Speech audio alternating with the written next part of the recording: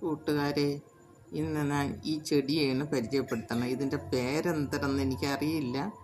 ഇത് നിറച്ചങ്ങ് പൂത്ത് നിൽക്കുന്ന ഒരു ചെടിയാണ്.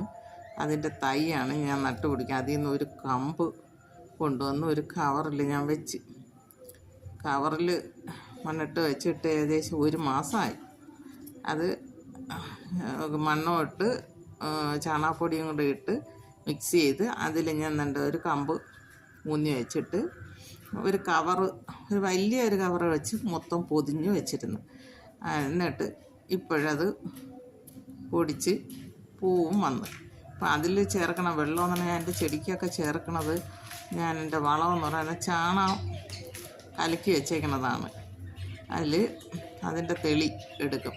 ഇപ്പം കലക്കി വയ്ക്കുന്ന ചാണകത്തിൽ 2 കപ്പ് എടുത്ത് 2 ലിറ്റർ വെള്ളം എടുത്തിട്ട് അത് 10 ലിറ്ററിൻ്റെ ബക്കറ്റിലാണ് ഞാൻ 2 ലിറ്റർ ചാണകവെള്ളം ഒഴിച്ചിട്ട് അത് മിക്സ് ചെയ്ത് 10 ലിറ്റർ വെള്ളം മിക്സ് ചെയ്തിട്ടാണ് അതാണ് ഞാൻ ഈ ചെടിയുടെ മൂട്ടിലൊക്കെ ഒഴിക്കുന്നത്. അപ്പം അതിൻ്റെ പച്ചക്കറികളുടെ മൂട്ടിലൊക്കെ ഞാൻ ഈ ചാണകവെള്ളം ഒഴിക്കും.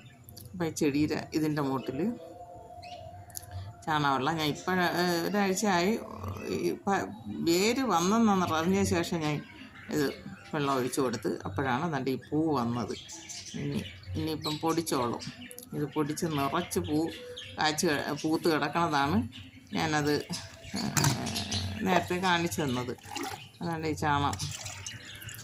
ഇത് 2 പാത്രം വെള്ളം ചാണകം കലക്കി വെച്ചേക്കുന്നത് എടുത്തിട്ട് അതിൽ 10 ലിറ്റർ വെള്ളത്തിലേക്കാണ് 2 ലിറ്റർ ചാണകം കൂടെ കലക്കി അതിൻ്റെ തെളിച്ചാണ് നമ്മൾ ഈ ചെടിക്കൊക്കെ ഒഴിച്ചു കൊടുക്കുന്നത്. അതാ ഇതിലിപ്പോൾ 2 കപ്പ് ഒഴിച്ചിട്ടുണ്ട്.